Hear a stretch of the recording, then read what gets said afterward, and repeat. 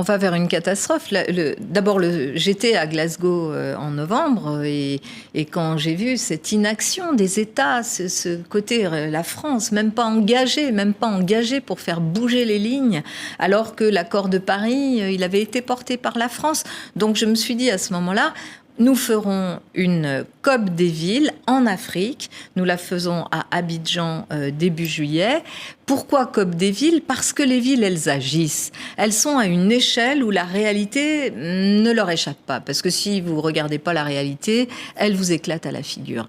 Et donc, je vois des maires africains qui sont la gouverneure de Nouakchott, qui est confrontée régulièrement et à la sécheresse et à des épisodes d'inondation. Je vois des maires qui sont en Afrique et ailleurs, qui travaillent sur la question des déchets, comment les recycler, comment faire en sorte qu'ils aient le moyen de le faire. Et puis l'eau, et puis les questions de santé qui sont très liées aux questions climatiques. Et donc, bien sûr qu'il faut à la fois mettre sur la table toutes les solutions qui sont inventées au quotidien par les collectivités, par les citoyens, les associations et aussi un certain nombre d'entreprises, les faire non seulement émerger, les rendre visibles, mais aussi pousser les États à agir. Parce que les collectivités, souvent, elles sont réduites soit à des rôles de contre-pouvoir, soit à des rôles de pas grand-chose. Oui. Il y a un risque de fracture, d'ailleurs, dans cette situation-là. Oui.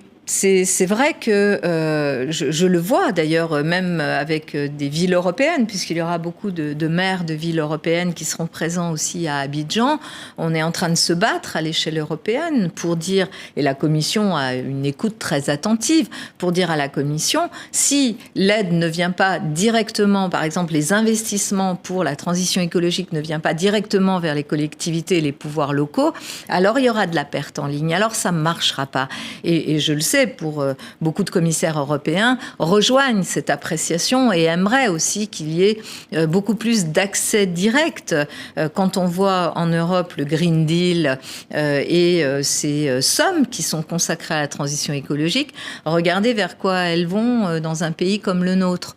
On est accompagné sur pas grand-chose, sur la rénovation thermique des bâtiments. Moi, ville de Paris, où on est vraiment très engagé sur le sujet, l'aide de l'État, elle est quand même zéro. Alors si, ils me disent, ah ben si, mais on a mis de l'argent dans les bâtiments des ministères que l'on a rénovés sur le plan thermique. C'est bien, c'est super. Enfin, moi, j'aimerais bien aussi que nos concitoyens puissent vivre un confort thermique plus important dans leurs propres appartements. Ça nécessite des moyens que seules les collectivités ne peuvent pas mettre sur la table. C'est vrai en Europe, c'est vrai en France, c'est vrai aussi à l'échelle mondiale. Et donc, cette COP des villes, à laquelle participeront aussi des représentants de l'ONU, des banques de développement et beaucoup d'acteurs aussi de la société civile, mais aussi les chefs d'État, enfin en tous les cas les autorités nationales africaines et notamment le président de la Côte d'Ivoire soutient cette initiative que nous avons prise à Abidjan. Je compte beaucoup sur ce grand moment pour faire en sorte qu'il y ait un élan